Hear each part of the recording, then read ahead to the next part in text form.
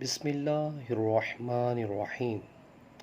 Viewers, beautiful حدیث نبوی صلی اللہ علیہ وسلم چینل کی طرف سے آج میں آپ کو حضور اکرم صلی اللہ علیہ وسلم کا فرمان سناؤں گا۔